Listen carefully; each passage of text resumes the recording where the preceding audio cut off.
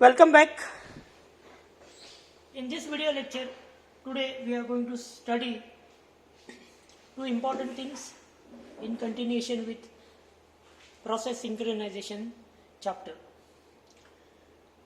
One is, we'll see what is mutex, and second thing, we'll see semaphore. Okay. So far what we have seen is we need to synchronize the processes. So we have seen a race condition, and we have also seen that if we do not synchronize the process, if there is a race condition, it leads to data inconsistency. So to avoid this, we came across critical section problem. We did characterization of it, and we have already gone through two process solution, Peterson solution. Then we saw n process solution, or we call it Lampert's Bakery algorithm. And now we know that after synchronization of the processes, we will be able to manage the execution of our application properly. So that was the software solution. After that we saw hardware solution, and we came across test and set method, which is probably hardware based, where we are making use of locks and then allowing access to a process or thread to the resource. So in continuation with this history, okay, we are going to see two more aspects of the same process synchronization chapter. One is mutex and one is semaphore. So what is mutex? So it is a work done on locking mechanism. So mutex is nothing but it is a locking mechanism.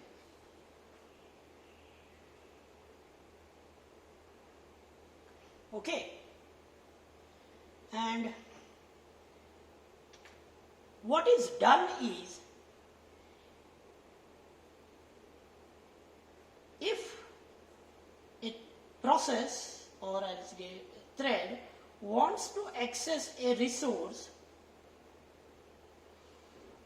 process first or thread first has to acquire a lock. It has to acquire a lock on the resource. So what thread will do, what process will do? It will request OS for acquiring the lock of the resource, and once the lock is acquired, okay, it is going to use the resource.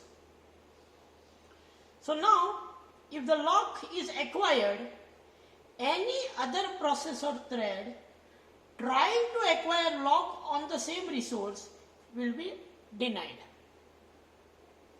So any other resource, while trying to acquire a lock, okay, on the resource, will get a rejection because someone else has already acquired it.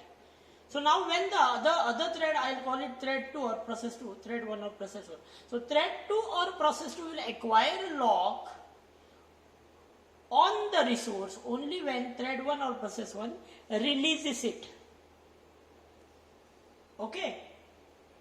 So technically we call it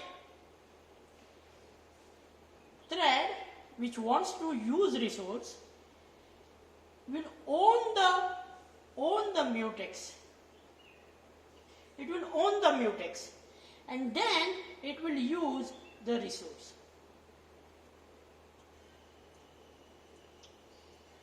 Okay. So how this will work actually? It's very easy. It's very easy. So I can say int a, and I'll have a variable like mutex lock type. I'll call it lock underscore a. So variable declaration.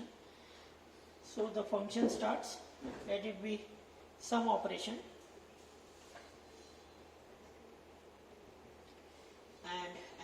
be precise, what I'll do, I'll first acquire the mutex lock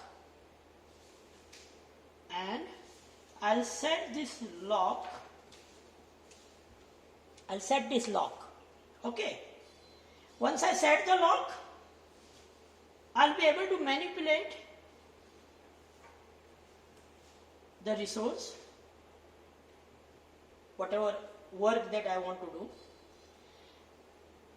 So once I use the resource, I'm done. I'll give up the resource, and what I'll do is I'll probably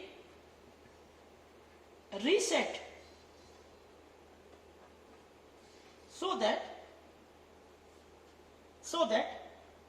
other resource can, other process or thread can acquire the ownership of the mutex. So what do you learn from this? Mutex can be acquired by only one process or a thread at a time. So in a critical section, there can be only one thread or only one process at a time. So it discusses about the ownership. Right? So that is about the mutex. However, in our system, we need to take care of multiple threads, multiple processes at a time. So from this angle, we need to go ahead and find out some better solution. So how can we do it? The better way is to use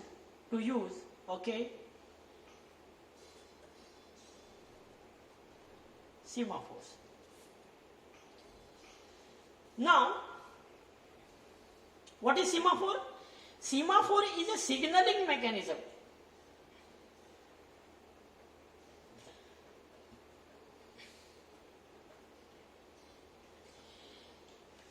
It will not have a ownership of a resource. It won't own a mutex. But it is just a signaling mechanism, number one. We'll see what it is. And it does not require any ownership. So that doesn't exist. There is no ownership. There is no ownership as such. And it also says that whatever the problem we have seen in mutex, only one process or thread can acquire resource and can be in critical section region at one time. But in this case, max possible or allowed number of threads or processes can access the resource or can be in critical section at one time. So the problem that was associated with mutex, what we said, only one thread or process can be in critical section, can access the resource. So this is overcome by semaphore. But this is possible only when you do have a multiple instances of resource type. When this is possible, you should have multiple instances of resource type. For example, resource type is R and there are 5 instances. There are 5 instances of resource type. I'll come to it. We'll take one nice example. So the example is as follows. Okay, I said resource, multiple instances of a resource. Now let us consider example in case there are 4 ATMs, banking ATMs, okay. And let's say there are 4 keys.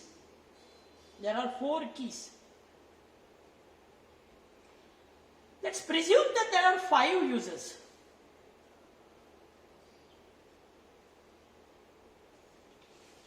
To enter into ATM, you will require a key. So these all keys, any key you can use to enter into any ATM, but you need a key. And there are 5 customers who are waiting to go into the ATM room. Suppose say ATM, so what will do the count? The key count is equal to 4. So person 1 acquires a key and enters into a room. So it becomes 3. The same case happens with the second person, it becomes 2. The third person, it becomes 1. And suppose a fifth person, so the fourth person is remaining, so it becomes 0. So now if the fourth person tries to enter into a ATM, it finds that the key instance has become 0. When the fourth person tries to access, okay, the key variable, it becomes 0. It cannot make it below 0. I mean, there has to be key if that person wants to enter into ATM. So what will happen? This fourth person has to wait until and unless any one of the customer who has already entered into ATM comes out. Now suppose customer number 2, I mean second customer who went into second ATM room comes out. So what will be the key value? So we'll say second customer comes out.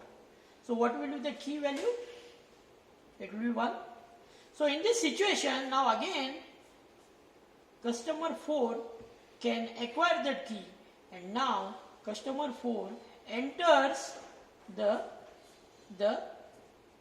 room, second room of the ATM.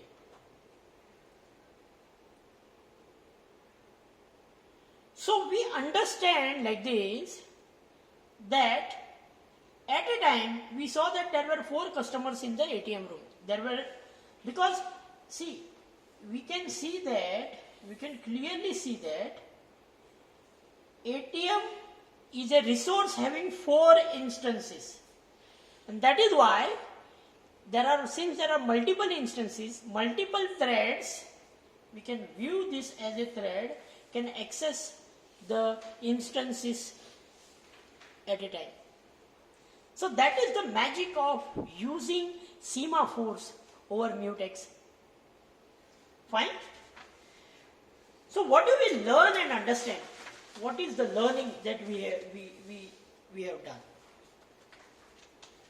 The learning that we have done says about the semaphore says that it's a signaling mechanism which does not force a thread or a process to busy waiting.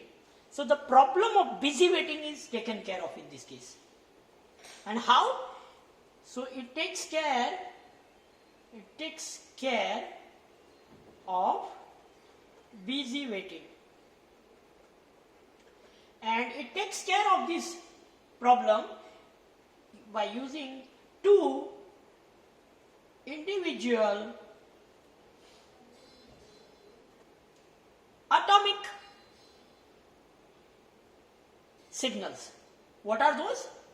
One is wait, and what we'll do? We'll check whether S is less than equal to 0. If it is less than or equal to 0, there is hardly any chance of getting it below 0. If someone does it, then also it will not be. So if it is less than equal to 0, do no operation. Okay. And if it is not less than equal to 0, it is greater than 0, then obviously it is going to decrement the count to S minus 1 so that it will acquire the lock. After this, it will do the task that it does, and after this is over, it is definitely going to signal. So wait S will acquire signal S, again is going to increment the variable so that the other person can acquire it, and does, using this two atomic values, we can nicely synchronize the threads or process resource allocation